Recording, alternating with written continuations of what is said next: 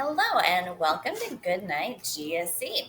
I am Miss Miracle and I'm going to be your guest reader for tonight, and we're going to be reading the true story of the Three Little Pigs, which is one of my favorite stories.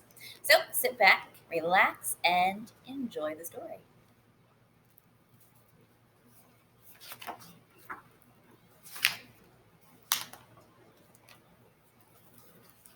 So everybody knows the story of the Three Little Pigs, or at least they think they do. But I'm going to let you in on a little secret. Nobody knows the real story because nobody knows my side of the story. I'm the wolf, Alexander T. Wolf, but you can call me Al. I don't know how this whole big bad wolf thing got started, but it's just all wrong. Maybe it's because of our diet. Hey, it's not my fault that wolves eat cute little animals like bunny and sheep and pigs. That's just the way we are. You see, if cheeseburgers were cute, well, people would probably think that you're big and bad too.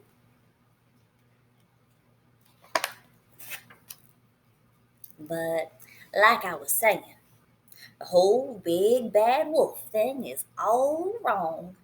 The real story is about a sneeze and a cup of sugar.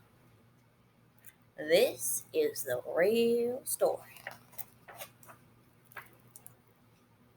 Way back in Once Upon a time, I was making a birthday cake for my dear old sweet granny. And I had a terrible sneezing cold and I ran out of sugar.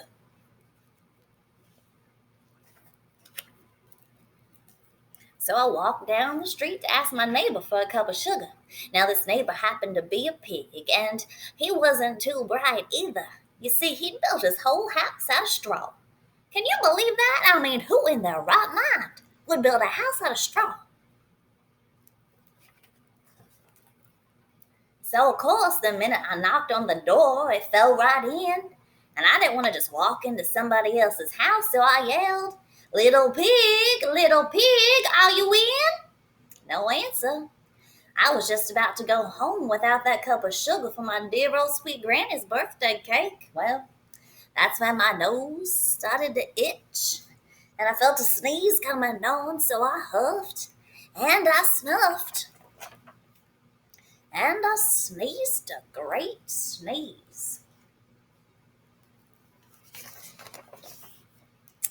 And you know what? That whole darn straw house just fell right down, and right in the middle of the pile of straw, was the first little pig, dead as a doornail.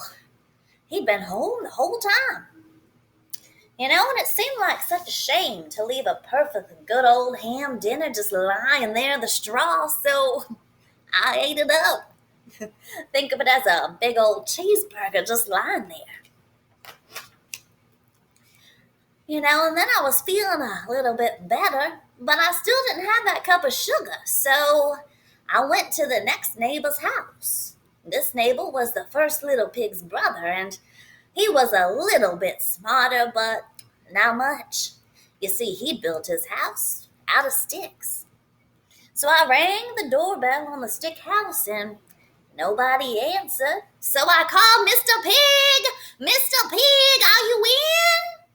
And he yelled back, "Go away, Wolf! You can't come in! I'm shaving the hair on my chinny chin chin!" I had just grabbed the doorknob when I felt another sneeze coming on. And I huffed and I snuffed and, well, I tried to cover my mouth, but I sneezed a great sneeze. And you're not going to believe it, but this guy's house just fell right in, just like his brother's. And when the dust cleared, there was the second little pig, dead as a doornail. Wolf's honor.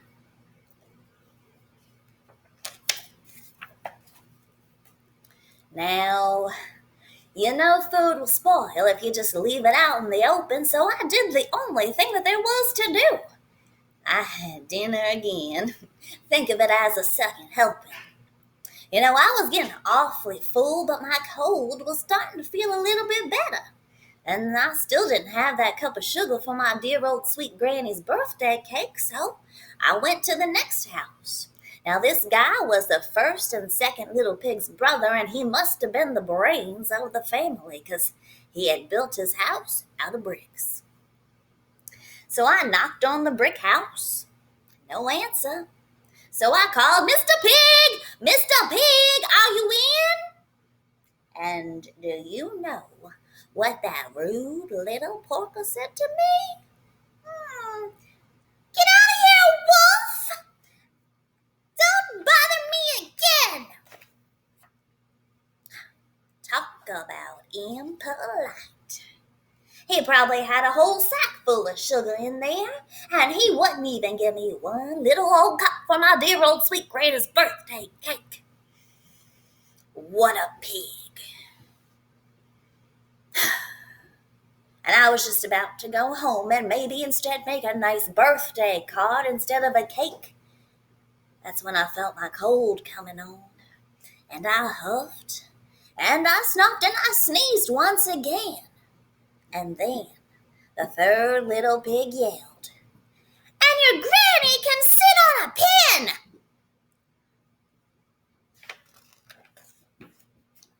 Now, I'm usually a pretty calm fellow, but when somebody talks about my granny like that, I start to go a little bit crazy. So when the cops drove up, of course, I was trying to break down the pig's door, and the whole time I was huffing and puffing and sneezing and making a real scene. And the rest, as they say, is history. The news reporters found out about the two pigs I had for dinner, and, well, they figured a sick guy going to borrow a cup of sugar didn't sound very exciting, so they jazzed up the story with all that huffing and puffing and blowing your house down business, and they made me the big bad wolf. That's it. The real story. I was framed.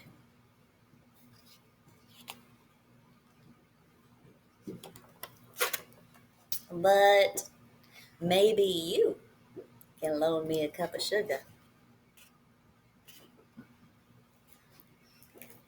Thank you all so much for joining us for Good Night GSE, and we can't wait to see you again in the morning and hear about how your family enjoyed watching our story. Good night.